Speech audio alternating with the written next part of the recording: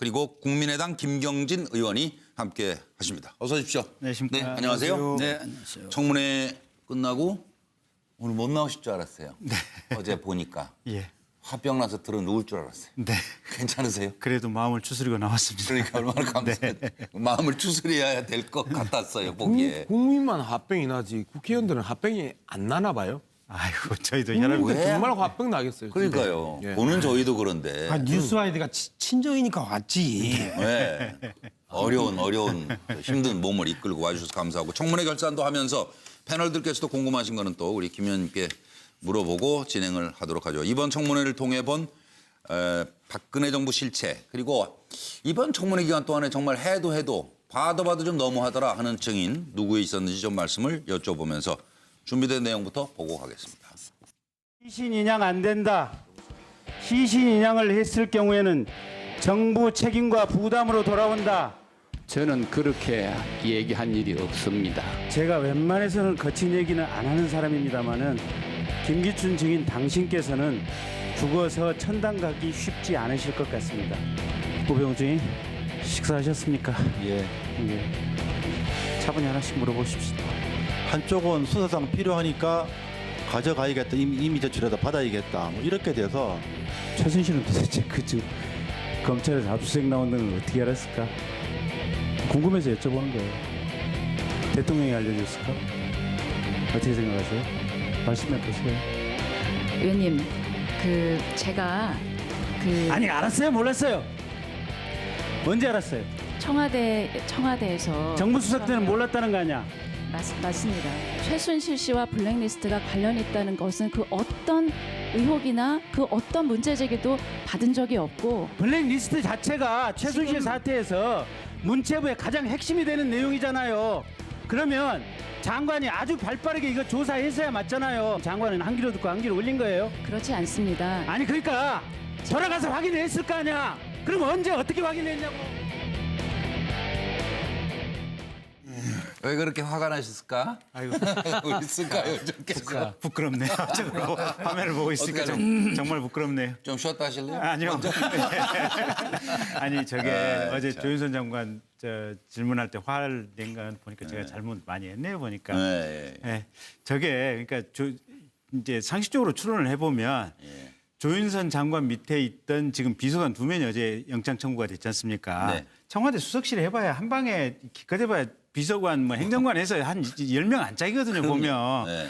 그 안에서 밑에 바로 직하급자인 비서관들이 하는 일을 본인이 바빠서 몰랐다? 네. 말도 안 되는 얘기거든요. 처음부터 끝까지 말도 안 되는 네, 얘기 말도 안 하니까. 되는 얘기를 뻔뻔스럽게 하는데 저거- 본인 얘기가 맞다고라 치고 예, 예. 그럼 문체부 장관이 된 시점에 언제부터 알았냐. 예. 그래서 그걸 알고 이 조치를 제대로 안 했으면 직무유기라도 해당되는 것이 아니냐. 특검 수사 편하게 하기 위해서 그 부분을 좀 물어보려고 했거든요. 맞습니다. 네. 그랬더니 조윤선 장관이 잽싸게 눈치를 채고 말을 돌려 이렇게 돌리고 저렇게 돌리고 시점에 대해서 절대 얘기를 안 하려고 하잖아요. 네. 그래서 좀 화가 났었죠 어제. 네. 근데 제가 화면 보니까 제가 정말 잘못했네요. 뭐 잘못한 거 없습니다. 그 정도는 하셔야죠. 초선 의원이 그런 정도 패기도 없어갖고 되겠어요?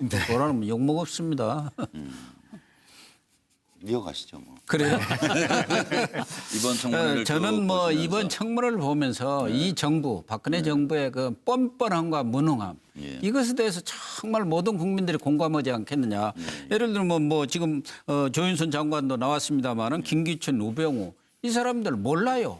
아주 그 완전 모르쇠로 이렇게 철판을 깐 거 아닙니까? 예. 거기다가 뭐 안봉근, 이재만, 윤전추 뭐 이런 사람들 최순실, 정호성 그 깜방에서 좀 잠깐 보기는 했습니다만은 바로 나와서 정말 지근거리에서 모셨던 사람들이 나와서 증언을 해야 하는데 다 안 나온 거. 다 아프고 어디가 뭐 절리고 그 애들이 무슨 뭐 어쩌고 저쩌고 해갖고 다 안 나오고 그러기 때문에 과연 적어도 이게 무슨 잡범들의 무슨 일도 아니고 그렇죠. 대통령의 국사범이고 네. 나라를 들었다 놨다 할 그러한 예. 중요한 사건이면은 적어도 대통령으로서 대통령직에 걸맞는 예. 그런 분을 모셨던 사람의 걸맞는 그런 품위와 품격과 그런 자세를 가져야 하는데 나와서 하시는 분들 보면 너무 뻔뻔한 데다가 다 무능을 자체예요. 김기춘 비서장, 우병우, 조윤선 장관 다 그 사법고시 학회가신 아주 수재들 아닙니까? 근데 자기는 몰랐다는 다 밑에서 있고 그런 일은 언제 그런 일이 있었나요? 하고 무능을 스스로 자책하는데 정말 국민을 절망케 하는 거죠. 정말 무능했던 것 같아요. 대통령이 무능했던가? 실제로 무능했다. 예, 대통령이 네. 무능해갖고 이 보좌 알겠습니다. 참모들의 그 하는 짓을 전혀 눈치를 못 챘던가? 정말 무능한 정권이었다. 서로 비슷한 사람끼리 모였다. 너무 화가 났었고요. 예, 예. 또 가장 하나는 해도 조윤선 장관이죠. 아, 역시 적어도 조윤선이다. 현직 장관에 있는 분이시면은 예. 그리고 대통령으로서 가장 총애를 받은 사람 아닙니까? 그렇죠. 장관을 2번이나 하고 남 한 번 하는 것이 평생의 소원인 사람들이 공무원들은 다 똑같습니다. 근데 장관 2번에 정무수석까지 한 사람이 별일 어떻게 없었으면 그렇게 별일 없었으면 뭘 또 할지 모르죠. 사실은. 저분이야말로 예. 지금 당장 그만둬야 할 뿐이죠. 네, 알겠습니다. 적어도 조금만 손톱만큼의 양심이 있다 한다면 지금 장관을 그만둬야죠. 특검 조사를 받는 데다가 위중죄에다가 뭐 국민들의 그런 비난이 화살이 쏟아지고 있는 상황 속에서도 저희가 저 중책을 맡고 있기 때문에 부처를 수습해야 돼서 지금 그만둘 수가 없습니다. 아 그렇습니까? 예. 참 뻔뻔하십니다. 뻔뻔하죠.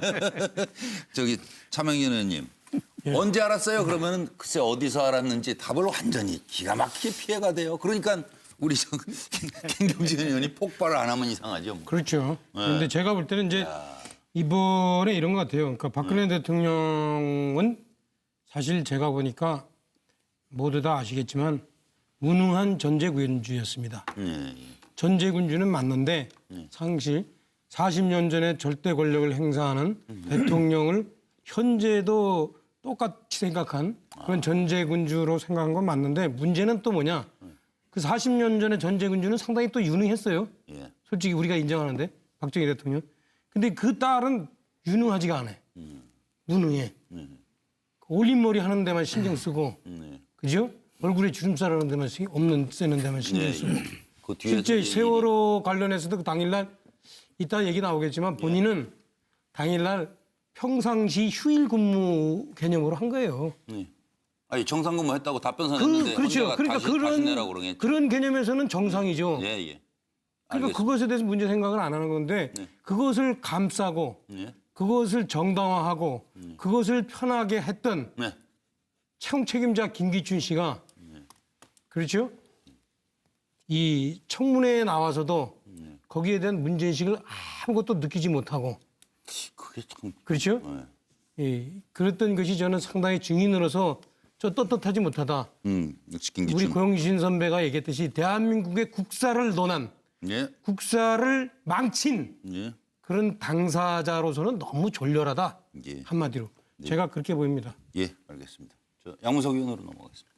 예, 저는 뭐 증인 문제가 아니라 이번 청문회 전체에서 가장 해도 너무한 사람은 이완영 그 새누리당 간사였습니다. 간사 맡았던. 이경재, 최순실 변호사하고 같은 고향이고 같이 그 고향과 관련한 활동을 했고 그리고 작전 짜고 그다음에 오다 내리고 하는 모습들은 정말 국회의원으로서 뻔뻔하기 짝이 없는 그리고 예. 정말 자신을 뽑아준 선거 국민들을 배신하는 행위였다. 이 부분을 명확하게 하고요. 그다음에 조윤선 장관인데요. 16분 만에 대답을 합니다. 블랙리스트가 있어요, 없어요? 예스냐, 노냐? 이용주 위원의 집요한 딱 한 가지만 묻겠다고 이야기하고 16번을 있었냐, 없었냐, 있었냐, 없었냐? 있었으면 예스, 없었으면 노, 있었냐, 없었냐, 있었냐, 없었냐 하면서 마지막에 이제 대답을 하잖아요. 블랙리스트 그런 명단이 있었던 것 같다. 이 문제는요. 어제의 하이라이트였습니다. 네. 헌재에서 블랙리스트 자체를 저들은 다 근본적으로 부인을 해왔거든요. 예. 그런데 이제 처음으로 어제 블랙리스트 존재를 확인했기 때문에 블랙리스트 이제 존재가 확인됐고 이거는 이후에 빠른 속도로 수사가 진행되면서 네. 구체적으로 드러나는데 예. 구체적인 정언이 나왔기 때문인데 예. 16번이나 똑같은 질문에 버텨내는 예. 저 행태를 보면 과연 일국의 장관이 정상적인 사고를 가지고 저렇게 버틸 수 있을까? 예. 그 부분에 대해서 정말 이러려고 네. 저 양반은 장관 했나 예. 그 생각하지 않을까요? 차재원 교수님. 예, 저는 뭐 이번 청문회 보면서 박근혜 정부의 실체를 정확하게 알게 됐다고 생각을 하는데 우리 아마 국민들은 저하고 비슷한 생각을 하지 않을까 생각이 있는데 첫 번째 박근혜 정부가 지금 속성 중에 하나는 무시하는 거죠. 예. 이 지금 안하무인이라는 거죠. 이번에 뭐 청문회를 통해서 핵심 증인이라고 할 수 있는 최순실 씨를 비롯해서 네. 문고리 3인방들 전혀 출두하지 않았지 않았습니까? 이걸 지금 엄청난 잘못을 저질러 놓고 전혀 반성하지 않고 여전히 안하무인격으로 나오고 있는 그러한 하나의 모습을 그냥 반증해 보이는 거고요. 또 하나는 무지죠.